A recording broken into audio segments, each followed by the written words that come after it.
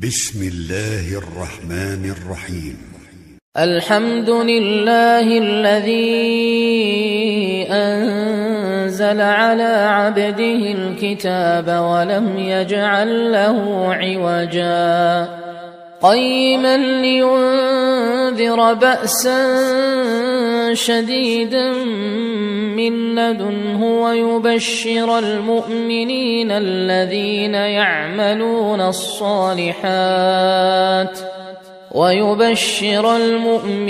الذين يعملون الصالحات أن لهم أجرا حسنا ماكثين فيه أبدا وينذر الذين قالوا اتخذ الله ولدا ما لهم به من علم ولا لآبائهم كبرت كلمة تخرج من أفواههم إن يقولون إلا كذبا فلعلك باخع نفسك على آثارهم إن لم يؤمنوا بهذا الحديث أسفا إنا جعلنا ما على الأرض زينة لها لنبلوهم أيهم أحسن عملا وإنا لجاعلون ما عليها صعيدا جرزا أم حسبت أن أصحاب الكهف والرقيم كانوا من آياتنا عجبا إذ أوى الفتية إلى الكهف فقالوا ربنا آتنا من لدنك رحمة وهيئ لنا من أمرنا رشدا فضربنا على آذانهم في الكهف سنين عددا ثم بعثناهم لنعلم أي الحزبين أحصى لما لبثوا أمدا نحن نقص عليك نبأهم بالحق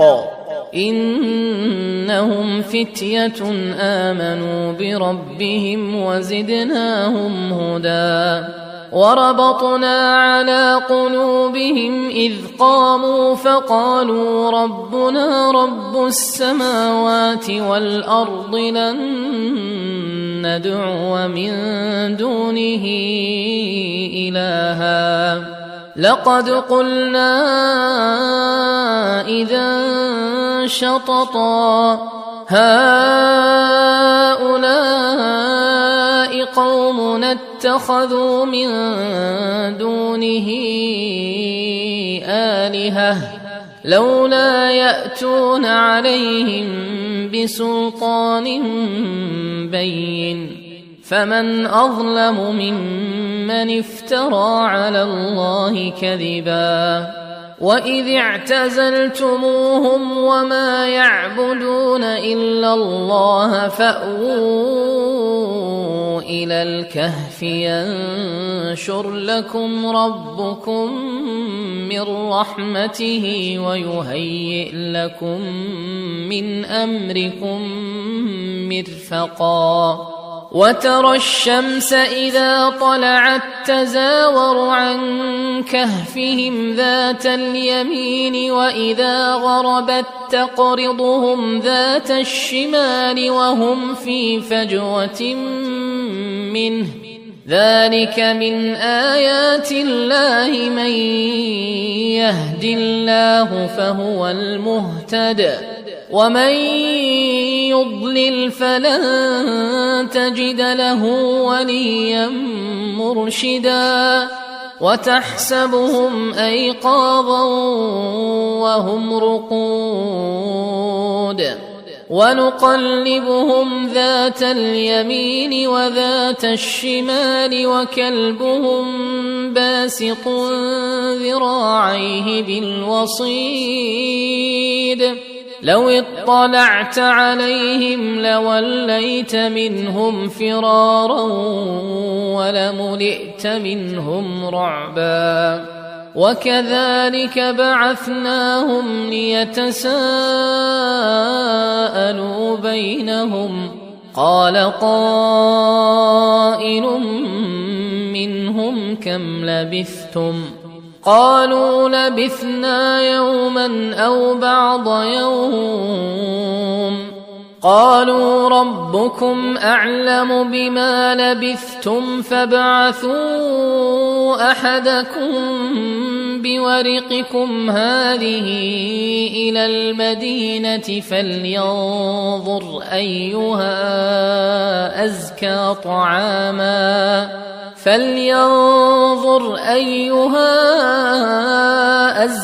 طعاما فليأتكم برزق منه وليتلطف ولا يشعرن بكم أحدا إنهم إن يظهروا عليكم يرجموكم أو يعيدوكم في ملتهم ولن تفلحوا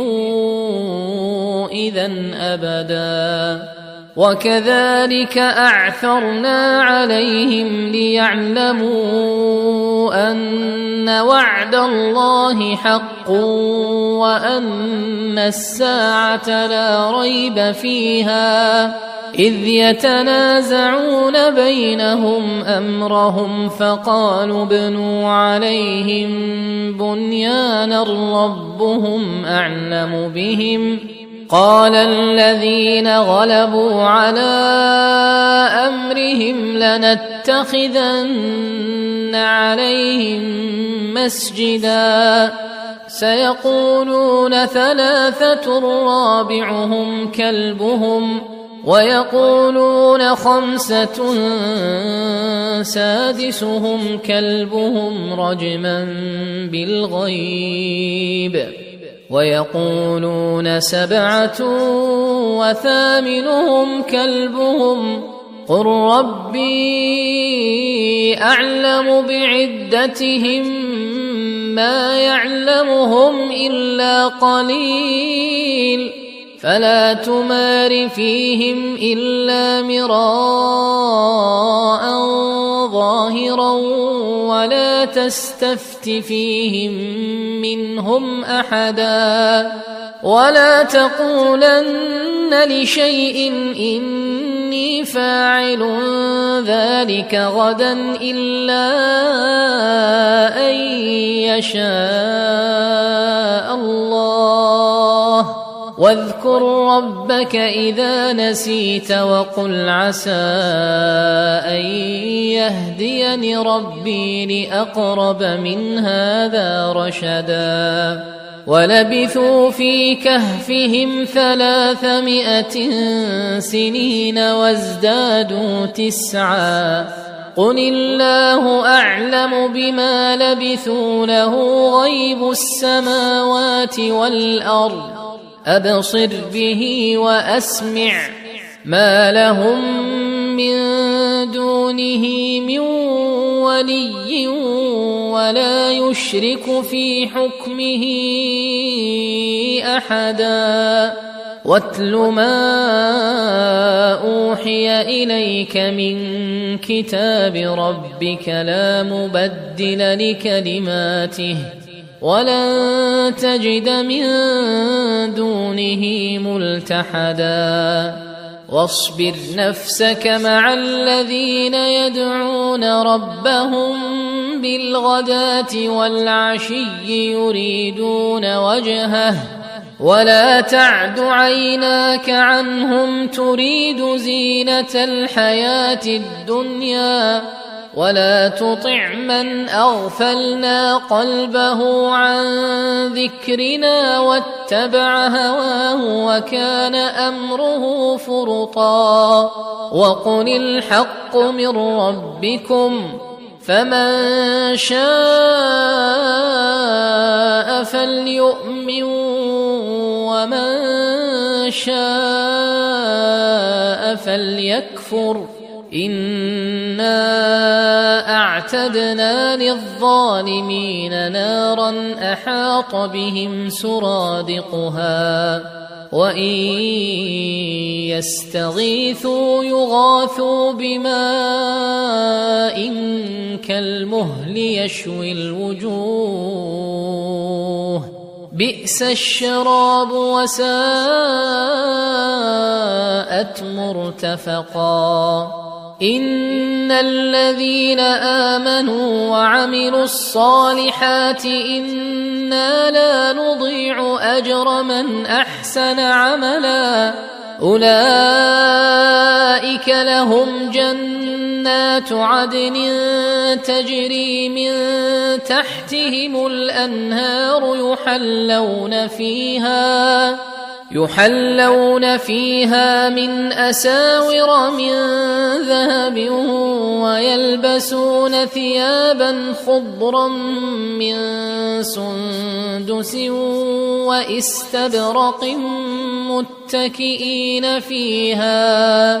متكئين فيها على الأرائك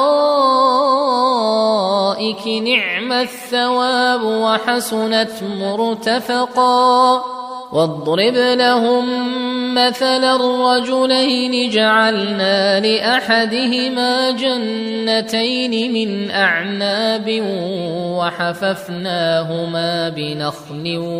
وجعلنا بينهما زرعا كلتا الجنتين آتت أكلها ولم تظلم منه شيئا وفجرنا خلالهما نهرا وكان له ثمر فقال لصاحبه وهو يحاوره أنا أكثر منك مالا وأعز نفرا ودخل جنته وهو ظالم لنفسه قال ما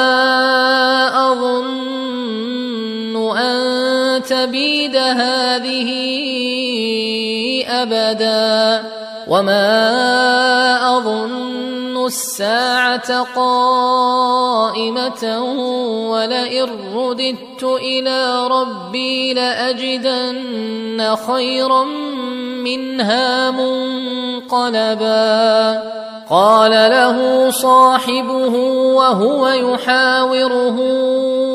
أكفرت بالذي خلقك من تراب ثم من نطفة ثم سواك رجلا لكن هو الله ربي ولا أشرك بربي أحدا ولولا إذ دخلت جنتك قلت ما شاء الله لا قوة إلا بالله إن ترني أنا أقل منك مالا وولدا فعسى ربي أن يؤتيني خيرا من جنتك ويرسل عليها حسبانا من السماء فتصبح صعيدا زلقا أو يصبح ماؤها غورا فلن تستطيع له طلبا وأحيط بثمره فأصبح يقلب كفيه على ما أنفق فيها وهي خاوية على عروشها ويقول يا ليتني لم أشرك بربي أحدا ولم تكن له فئة ينصرونه من دون الله وما كان منتصرا هنالك الولاية لله الحق هو خير ثوابا وخير عقبا واضرب لهم مثل الحياة الدنيا كماء إن أنزلناه من السماء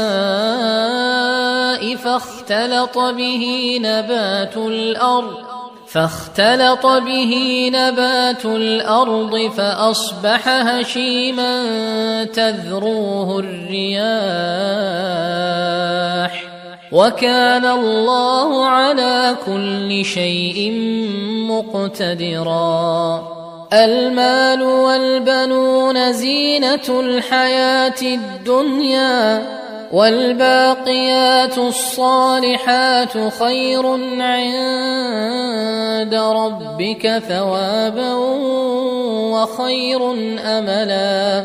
ويوم نسير الجبال وترى الأرض بارزة وحشرناهم فلم نغادر منهم أحدا وعرضوا على ربك صفا لقد جئتمونا كما خلقناكم أول مرة بل زعمتم أن لن نجعل لكم موعدا ووضع الكتاب فترى المجرمين مشفقين مما فيه ويقولون يا ويلتنا ما لهذا الكتاب لا يغادر صغيرة ولا كبيرة إلا أحصاها ووجدوا ما عملوا حاضرا ولا يظلم ربك أحدا وإذ قلنا للملائكة اسجدوا لآدم فسجدوا إلا إبليس كان من الجن ففسق عن أمر ربه أفتتخذونه وذريته أولياء من دوني وهم لكم عدو بئس للظالمين بدلا ما أشهدتهم خلق السماوات والأرض ولا خلق أنفسهم وما كنت متخذ المضلين عضدا ويوم يقول نادوا شركائي الذين زعمتم فدعوهم فلم يستجيبوا لهم وجعلنا بينهم موبقا ورأى المجرمون النار فظنوا أنهم مواقعوها ولم يجدوا عنها مصرفا ولقد صرفنا في هذا القرآن للناس من كل مثل وكان الإنسان أكثر شيء جدلا وما منع الناس أن يؤمنوا إذ جاءهم الهدى ويستغفروا ربهم إلا أن تأتيهم سنة الأولين أو يأتيهم العذاب قبلا وما نرسل المرسلين إلا مبشرين ومنذرين ويجادل الذين كفروا بالباطل ليدحضوا به الحق واتخذوا آياتي وما أنذروا هزوا ومن أظلم ممن ذكر بآيات ربه فأعرض عنها ونسي ما قدمت يداه إنا جعلنا على قلوبهم أكنة أن يفقهوه وفي آذانهم وقرا وإن تدعهم إلى الهدى فلن يهتدوا إذن أبدا وربك الغفور ذو الرحمة لو يؤاخذهم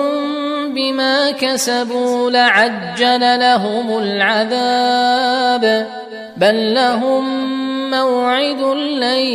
يجدوا من دونه موئلا وتلك القرى أهلكناهم لما ظلموا وجعلنا لمهلكهم موعدا وإذ قال موسى لفتاه لا أبرح حتى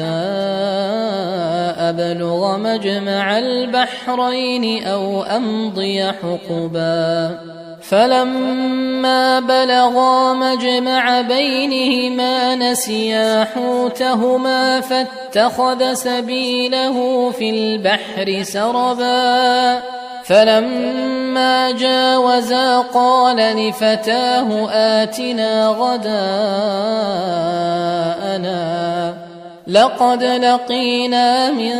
سفرنا هذا نصبا قال أرأيت إذ أوينا إلى الصخرة فإني نسيت الحوت وما أنسانيه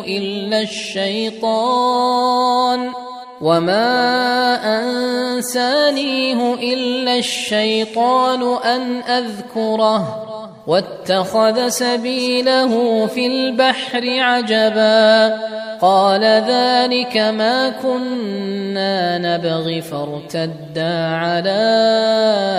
آثارهما قصصا فوجدا عبدا من عبادنا آتيناه رحمة من عندنا وعلمناه من لدنا علما قال له موسى هل أتبعك على أن تعلمني مما علمت رشدا قال إنك لن تستطيع معي صبرا وكيف تصبر على ما لم تحط به خبرا قال ستجدني إن شاء الله صابرا ولا أعصي لك أمرا قال فإن اتبعتني فلا تسألني عن شيء حتى أحدث لك منه ذكرا فانطلقا حتى إذا ركبا في السفينة خرقها قال أخرقتها لتغرق أهلها لقد جئت شيئا إمرا قال ألم أقل إنك لن تستطيع معي صبرا قال لا تؤاخذني بما نسيت ولا ترهقني من أمري عسرا فانطلقا حتى إذا لقيا غلاما فقتله قال أقتلت نفسا زكية بغير نفس لقد جئت شيئا نكرا قال ألم أقل لك إنك لن تستطيع معي صبرا قال إن سألتك عن شيء بعدها فلا تصاحبني قد بلغت من لدني عذرا فانطلقا حتى إذا أتيا أهل قرية استطعما أهلها فأبوا أن يضيفوهما فأبوا أن يضيفوهما فوجدا فيها جدارا يريد أن ينقض فأقامه قال لو شئت لاتخذت عليه أجرا قال هذا فراق بيني وبينك سأنبئك بتأويل ما لم تستطع عليه صبرا أما السفينة فكانت لمساكين يعملون في البحر فأردت أن أعيبها وكان وراءهم ملك يأخذ كل سفينة غصبا وأما الغلام فكان أبواه مؤمنين فخشينا أن يرهقهما طغيانا وكفرا فأردنا أن يبدلهما ربهما خيرا منه زكاة وأقرب رحما وأما الجدار فكان لغلامين يتيمين في المدينة وكان تحته كنز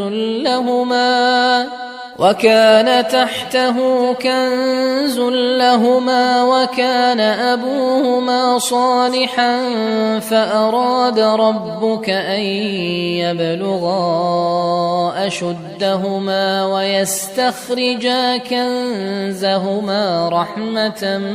من ربك وما فعلته عن أمري ذلك تأويل ما لم تسطع عليه صبرا ويسألونك عن ذي القرنين قل سأتلو عليكم منه ذكرا إنا مكنا له في الأرض وآتيناه من كل شيء سببا فأتبع سببا حتى إذا بلغ مغرب الشمس وجدها تغرب في عين حمئة ووجد عندها قوما قلنا يا ذا القرنين إما أن تعذب وإما أن تتخذ فيهم حسنا قال أما من ظلم فسوف نعذبه ثم يرد إلى ربه فيعذبه عذابا نكرا وأما من آمن وعمل صالحا فله جزاء الحسنى وسنقول له من أمرنا يسرا ثم أتبع سببا حتى إذا بلغ مطلع الشمس وجدها تطلع على قوم لم نجعل لهم من دونها سترا كذلك وقد أحطنا بما لديه خبرا ثم أتبع سببا حتى إذا بلغ بين السدين وجد من دونهما قوما لا يكادون يفقهون قولا قالوا يا ذا القرنين إن يأجوج ومأجوج مفسدون في الأرض فهل نجعل لك خرجا على أن تجعل بيننا وبينهم سدا قال ما مكني فيه ربي خير فأعينوني بقوة أجعل بينكم وبينهم ردما آتوني زبر الحديد حتى إذا ساوى بين الصدفين قال انفخوا حتى إذا جعله نارا قال آتوني أفرغ عليه قطرا فما استطاعوا أن يظهروه وما استطاعوا له نقبا قال هذا رحمة من ربي فإذا جاء وعد ربي جعله دكاء وكان وعد ربي حقا وتركنا بعضهم يومئذ يموج في بعض ونفخ في الصور فجمعناهم جمعا وعرضنا جهنم يومئذ للكافرين عرضا الذين كانت أعينهم في غطاء عن ذكري وكانوا لا يستطيعون سمعا أفحسب الذين كفروا أن يتخذوا عبادي من دوني أولياء إنا أعتدنا جهنم للكافرين نزلا قل هل ننبئكم بالأخسرين أعمالا الذين ضل سعيهم في الحياة الدنيا وهم يحسبون أنهم يحسنون صنعا أولئك الذين كفروا بآيات ربهم ولقائه فحبطت أعمالهم فلا نقيم لهم يوم القيامة وزنا ذلك جزاؤهم جهنم بما كفروا واتخذوا آياتي ورسلي هزوا إن الذين آمنوا وعملوا الصالحات كانت لهم جنات الفردوس نزلا خالدين فيها لا يبغون عنها حولا قل لو كان البحر مدادا لكلمات ربي لنفد البحر قبل أن تنفد كلمات ربي ولو جئنا بمثله مددا قل إنما أنا بشر مثلكم يوحى إلي أنما إلهكم إله واحد فمن كان يرجو لقاء ربه فليعمل عملا صالحا ولا يشرك بعبادة ربه أحدا.